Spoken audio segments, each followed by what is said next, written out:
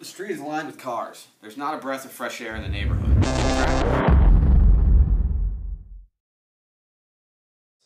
Never leave a job until you're finished.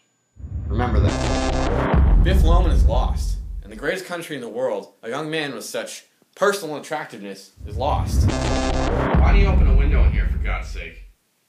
They're all open, dear.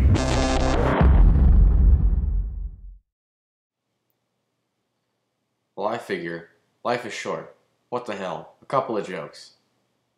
I joke too much. No, Ben. Please tell about Dad. I want my boys to hear. I want them to know the kind of stock they spring from. Listen, will you let me out of it? Will you just let me out of it? Dad, you're not letting me tell you what I want to tell you.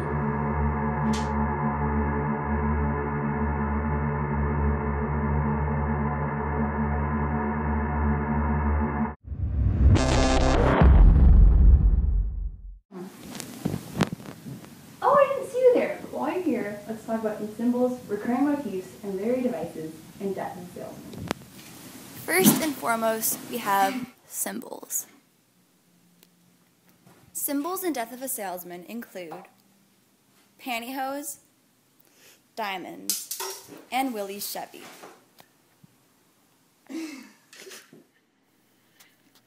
Women's pantyhose is a symbol for the fidelity within the marriage of Willie and Linda Loman. For example, Willie insists that Linda only work on her stockings within the house, while he gives his mistress stockings as if it were a simple gift. Have to be at it 10, 12 hours a day. Other men, I don't know, they do it easier. Man should come in with a few words. Diamonds symbolize Willie's own yearning for tangible wealth.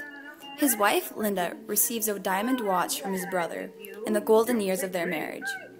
But in the years following that, their lives crumble and he is forced to pawn the watch.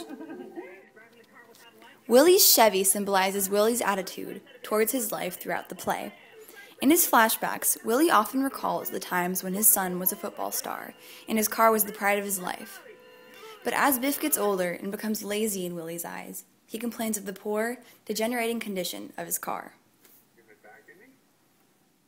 Next we have motifs. Motifs in Death of a Salesman include the refrigerator and the fact that Willie is liked, but not well liked. Why am I never good enough?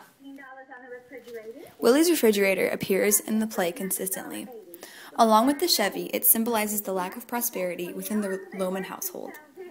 Willie constantly mentions how the refrigerator is always broken, while the refrigerators of his neighbors run without flaw. Seemingly resentful towards the quality of his own life, Willie endlessly complains about the poor, decrepit quality of his refrigerator. As Willie tries to make his way in the business world, the fact that he is liked, but not well liked by others, constantly comes up. For example, Willie is hardly able to make a sale in his business, while others make their way through having outstanding amounts of personality. Willie's lack of popularity is also the reason for the fact that he is denied a work transfer from New York to New Jersey, a change which would make his work much less taxing. Last but not least are literary devices.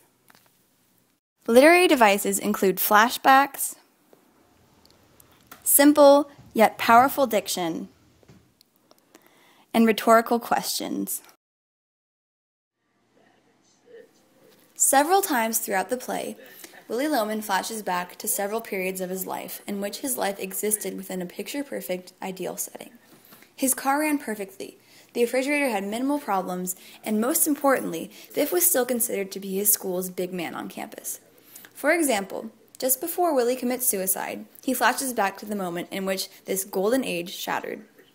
When Biff caught Willie with his mistress and announced that he flunked his math class and therefore would be ineligible for a football scholarship, Miller uses simple yet complicated diction to convey the intensity of Willie's life as a salesman. For example, in the first act, Willie comes home dead tired, reflecting both his exhausted state and the unbelievable, unreasonable toll of which old age and employment alone take on Willie. Rhetorical questions come from several characters in Death of a Salesman, adding to the tragic and hopeless feel of the play. For example, while Linda contemplates Willie's daily journey to New York from New Jersey in order to work, she asks, And what goes through a man's mind, driving 700 miles without earning a single cent? Brought you some themes, sir. Thanks, Diego. You're welcome. Okay. As in all literature, the themes in Death of a Salesman by the renowned Arthur Miller provide the essence of the novel. Beginning in modernism and expanding into postmodernism, Miller uses all the innovative tools of these two styles. Time moved inward. By moving time inward through the use of flashbacks and a singular manipulated setting, Miller expresses the theme that time in a modern sense cannot be as chronologically oriented as in the past, because of all the new forms of interaction. Miller views all these instant connections in this world as drastically changing history, and those attempting to live in the past, just as Willie was destroyed by his belief in the old sales communication network. Human experience being fragmented and unorganized. Death of a Salesman is largely a postmodern drama, and thus Miller uses Willie's mental instability to reflect the postmodern theme of a human experience that is internally contradictory, fragmented, and ambiguous. The expression of this theme is probably the most clear-cut of all the Miller's themes in the novel, due to the fact that the Cold War that was going on in his life had left many people feeling the same way.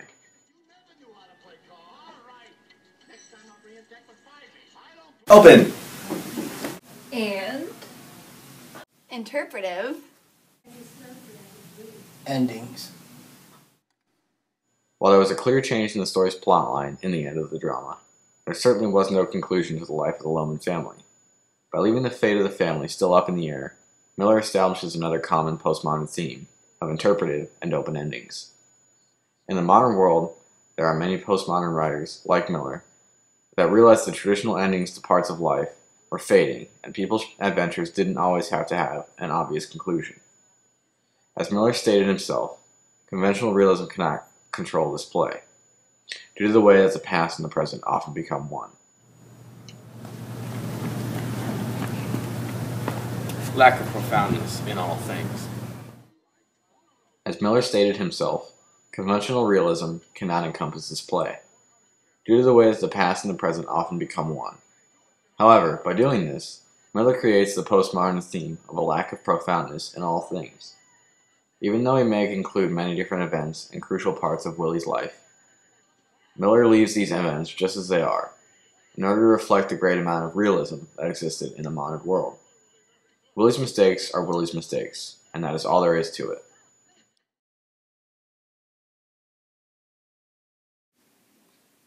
As a group, we found some similarities between Death of a Salesman and The Jungle by Upton Sinclair. Protagonists from both stories had trouble with receiving respect from both their jobs and from others. The stories differ, however, because in Death of Salesman, Willie Loman is disrespected as an older, all-American man, but Ona and Jurgis in The Jungle are young, Eastern European immigrants who struggle to find their way within industrial America. Also contradictory to both stories is that Willie Loman finds himself with uplifting, unrealistic rhetoric, while Jurgis is realistic and honest with himself in all circumstances. Also, Death of a Salesman closes with the ultimate downfall, the death of Willie Loman, while The Jungle...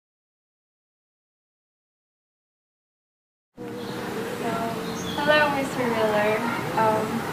We read your novel, and it's such an interesting novel, so we just wanted to So first, I want to ask you what Death of a Salesman means to you. What are your thoughts about your masterpiece? Well, I produced it in 1949, and I can't deny that it firmly established me as a true American dramatist. Willie Loman, the protagonist of The Death of a Salesman, is a tragic character who strives to gain a sense of personal dignity, and I do like the kind of desperate struggle to achieve the right position in society. Now, Mr. Miller, why do you think your play, Death of a Salesman, has been loved by Americans for such a long time? Well, it's very tangled, and there's no single answer. I guess Salesman's abilities to somehow transcend the moment that it was written in has contributed to its long-lasting success. But that's really an enigma to start with. You see, That play was written in 1948, when we were starting the biggest boom in the history of the United States. However, a good part of the population, including me and President Truman, were prepared for another depression. We had only escaped the first depression by the advent of war. It was, I think, a year and a half into the war before we absorbed all the unemployed. Therefore, well, what were all these young guys going to do when they came home? There had to be enough. And in 1947, Tennessee Williams' work, Streetcar Named Desire, came out like 2 years before Salesman. And in Time Lens, you mentioned that William gave you power to speak. Like, what was your relationship with him? Like, did he influence Salesman? Well, I would have to say yes. Whereas most of the plays I wrote before All My Sons were expressionistic, the plays in Tennessee were very realistic and class conscious. Tennessee found a unique voice in his play, Streetcar, and it was quite inspiring. I was also struggling to find my own speech, and I have always wanted to write a play that shows the raw story itself, a play without transitions. So, do you have any personal experience that helps you characterize Willie or any of the characters in the play? Well, my father's business collapsed after the stock market crash in 1929, and I had to work in an automobile parts with automobiles in order to earn money. It was a hard time to go through, and that experience gave me an idea of an image as a family provider who cannot actually live up to that image. And then, go next. I know the major characters are really important, but there are many like significant minor characters in your play, and how do you feel about them? Well, I think the minor characters are exactly where they have to be in the play. For example, the bartender waiter.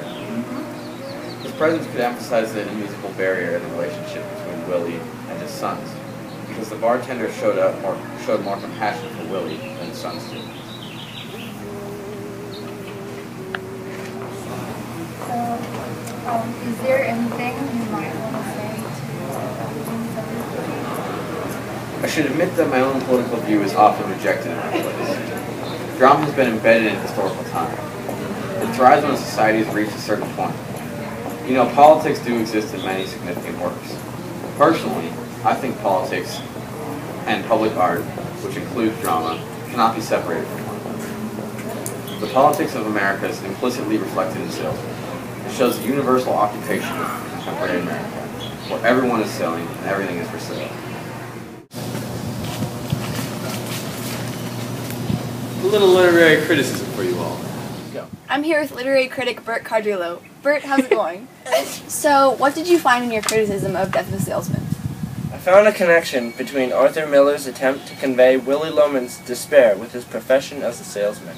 Where did you find this in the play? I found it in Miller's failure to mention what Willie is selling. Therefore, he is seemingly selling himself. So, what did Miller himself get out of this connection? What exactly was this change? It was the expansion of corporations into confusing, impersonal bureaucracies. Where does this show up in the play?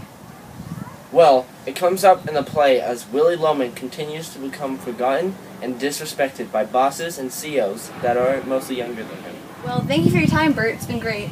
Thanks. With Bert Cardrillo's criticism, I'm Jacqueline Barsamian. Back to you, Patrick. Thanks, Jacqueline.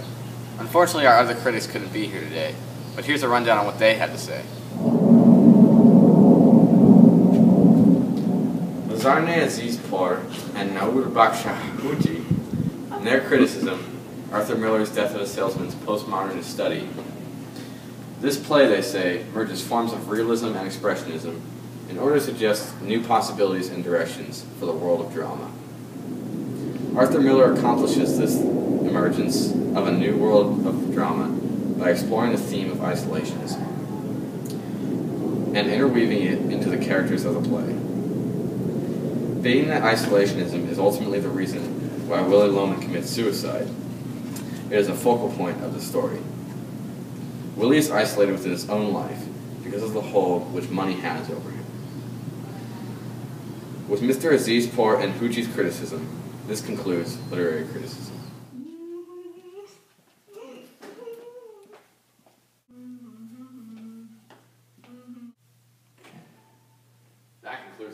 criticism. Yep. Ladies and gentlemen, we thank you for your time.